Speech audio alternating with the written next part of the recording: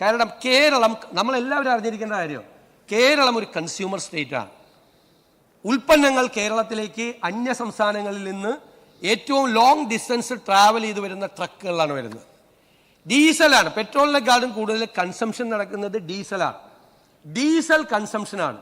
ആ diesel consumption മാഹിയിൽ വരുമ്പോൾ വേറെ വില, തമിഴ്നാട് അതിർത്തിയിൽ വരുമ്പോൾ വേറെ വില, കർണാടക അതിർത്തിയിൽ വരുമ്പോൾ വേറെ വില.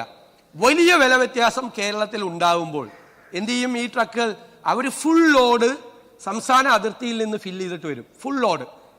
അപ്പം ഞാനൊന്ന് പറഞ്ഞു, ഇതിൻ്റെ നിങ്ങൾ ഈ 2 രൂപ കൂട്ടിയപ്പോൾ നിങ്ങൾക്ക് ഒരുപാട് നികുതി നഷ്ടം ഉണ്ടാവും. കാരണം ഡീസലിൻ്റെ കൺസംഷൻ കുറയും എന്ന് പറഞ്ഞു.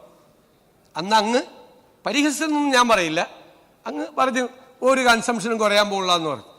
ഞാനത് ഓർത്തു വെച്ചിട്ട് 1 കൊല്ലം കഴിഞ്ഞപ്പോൾ അങ്ങേക്ക് ഡീസൽ കൺസംഷൻ്റെ കണക്ക് കാണിച്ചെന്നു. 1.5 കോടി ലിറ്ററിൻ്റെ ഡീസലിൻ്റെ കൺസംഷൻ കുറവുണ്ടായി. 1.5 കോടി ലിറ്റർ. തെറ്റായ തീരുമാനമായിരുന്നു ആ സെസ് കൂട്ടാനുള്ള തീരുമാനം. അന്നത്തെ കാലത്ത് തെറ്റായ തീരുമാനം.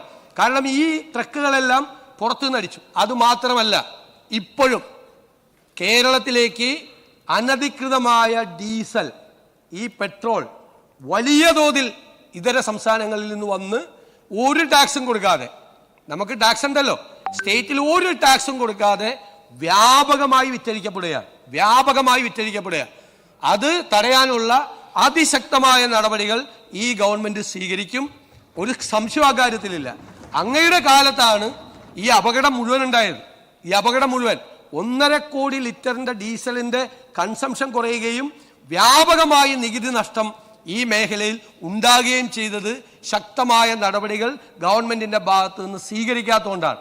അത് ഞങ്ങൾ മനസ്സിലാക്കി, ആ കഴിഞ്ഞ സർക്കാരിന്റെ കാലത്തുള്ള കുറവുകൾ മനസ്സിലാക്കി ഞങ്ങൾ അതിശക്തമായ നടപടികൾ സ്വീകരിക്കും. ഒരു സംശയവും അക്കാര്യത്തിലില്ല. അതുകൊണ്ട് ഇപ്പോഴുള്ള കാര്യങ്ങൾ, ഈ കാര്യങ്ങളെല്ലാം പരിശോധിക്കണം. വിലവർദ്ധനവ് തടയുന്നതിന് വേണ്ടിയിട്ടുള്ള നടപടികളാണ് സ്വീകരിക്കാൻ ഫസ്റ്റ് പ്രയോറിറ്റി. ഗവൺമെന്റിന്റെ പ്രയോറിറ്റി അതാണ്. വിലവർദ്ധനവ് തടയാൻ, ഈ നാണ്യപ്പെരുപ്പം കുറച്ച് വിലവർദ്ധനവ് തടയാനുള്ള നടപടികൾ സ്വീകരിക്കുക എന്നതാണ് സർക്കാരിന്റെ ഫസ്റ്റ് പ്രയോറിറ്റി.